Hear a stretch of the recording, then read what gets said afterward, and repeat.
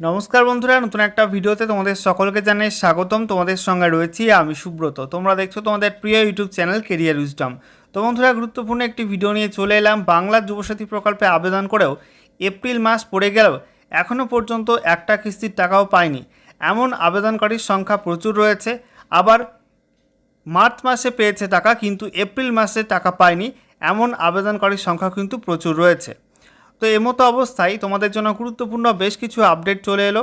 কারা কারা আগে টাকা পাবে, কাদের টাকা পেতে দেরি হবে এবং কোন পদ্ধতিতে নতুন করে টাকা দেওয়া হচ্ছে, সমস্ত কিছু পরপর তোমাদেরকে জানাবো আজকের এই ভিডিওটার মাধ্যমে। তো ভিডিওটা ভালো লাগলে অবশ্যই লাইক এবং শেয়ার করে দেবে। সেই সঙ্গে নতুন দর্শক হয়ে থাকলে লেটেস্ট ভিডিওর আপডেট সর্বপ্রথমে পাওয়ার জন্য চ্যানেলটিকে সাবস্ক্রাইব করে নিয়ে পাশে থাকা বেল আইকনে ক্লিক করে অল নোটিফিকেশান অপশানটিকে অন করে রাখবে। লেটেস্ট আপডেট তোমরা সবার প্রথমে পেয়ে যাবে। তো বন্ধুরা, অনস্ক্রিন তোমরা দেখতে পাচ্ছ গুরুত্বপূর্ণ আপডেট প্রকাশিত হয়েছে। বলা হচ্ছে এপ্রিলেও আসেনি যুবসাথীর টাকা, কারা আগে পেতে পারেন, কাদের দেরি হচ্ছে, কি জানা গেল আমরা দেখে নেব ডিটেলস আপডেটটা। তো বলা হচ্ছে এপ্রিলে কি যুবসাথী টাকা মিলবে? আবেদন করার পরও অনেকের ব্যাঙ্ক অ্যাকাউন্টে এখনও টাকা জমা পড়েনি। স্বাভাবিকভাবেই এ নিয়ে অনেকেই চিন্তিত। অনেকের প্রশ্ন, বন্ধুদের টাকা এসে গেল, আমারটা এলো না কেন? আবার অনেকেই মার্চ মাসেই টাকা পেয়ে গিয়েছেন, কিন্তু এমন অনেক আবেদনকারী আছেন যারা এপ্রিলেও টাকা পাননি। এই পরিস্থিতিতে অনেকে জানতে চাইছেন একসঙ্গে কি 2 মাসের টাকা দেওয়া হবে, নাকি কোনো প্রক্রিয়াগত জটিলতার কারণেই দেরি হচ্ছে। প্রশাসনিক সূত্রে জানা গিয়েছে সবার টাকা একদিনে দেওয়া সম্ভব নয়। তো দেখতে পাচ্ছ বন্ধুরা, গুরুত্বপূর্ণ একটি আপডেট। প্রশাসনিক সূত্রে জানা গিয়েছে সবার টাকা একদিনে দেওয়া সম্ভব নয়, ধাপে ধাপে টাকা পাঠানো হচ্ছে।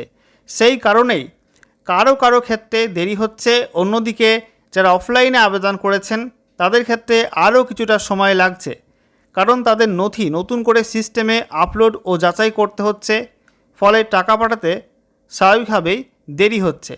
ডাইরেক্ট বেনিফিট ট্রান্সফার বা ডিবিটি পদ্ধতির মাধ্যমে যুবসাথীর টাকা সরাসরি আবেদনকারীদের আধার সংযুক্ত ব্যাঙ্ক অ্যাকাউন্টে পাঠানো হচ্ছে। তো দেখতে পাচ্ছ বন্ধুরা, এবারে যুবসাথী প্রকল্পে টাকা পাঠানো হচ্ছে ডিবিটি পদ্ধতির মাধ্যমে, অর্থাৎ ডাইরেক্ট বেনিফিট ট্রান্সফার পদ্ধতির মাধ্যমে যুবসাথীর টাকা সরাসরি আবেদনকারীদের আধার সংযুক্ত ব্যাঙ্ক অ্যাকাউন্টে পাঠানো হচ্ছে। এরপর যেটা বলা হচ্ছে, এক্ষেত্রে কয়েকটি বিষয় অত্যন্ত গুরুত্বপূর্ণ। প্রথমত বলা হচ্ছে ব্যাঙ্ক অ্যাকাউন্টের সঙ্গে আধার লিঙ্ক থাকা বাধ্যতামূলক। দ্বিতীয়ত কেওয়াইসি সম্পূর্ণ থাকতে হবে। তৃতীয়ত অ্যাকাউন্টে ডিবিটি পরিষেবা সক্রিয় থাকতে হবে। এই তিনটির কোনো একটিতে সমস্যা থাকলে টাকা পেতে দেরি হতে পারে। তো দেখতে পাচ্ছ বন্ধুরা, 3টি পয়েন্ট এখানে বলা হয়েছে। এই 3টির মধ্যে কোনো একটা সমস্যা থাকলে কিন্তু টাকা পেতে দেরি হতে পারে। এছাড়াও আবেদনকারীদের তথ্য জেলাভিত্তিকভাবে যাচাই করা হচ্ছে। তিনি বর্তমানে অন্য কোনো চাকরিতে যুক্ত কিনা, তার ভোটার কার্ড, পরিচয়পত্র এবং শিক্ষাগত যোগ্যতার নথি সব কিছু খতিয়ে দেখা হচ্ছে। ফলে পুরো প্রক্রিয়াটাই কিছুটা জটিল ও সময় সাপেক্ষ। সরকারি কর্মীরা নিরন্তর এই কাজ চালিয়ে যাচ্ছেন, তাই কিছুটা দেরি হওয়া স্বাভাবিক।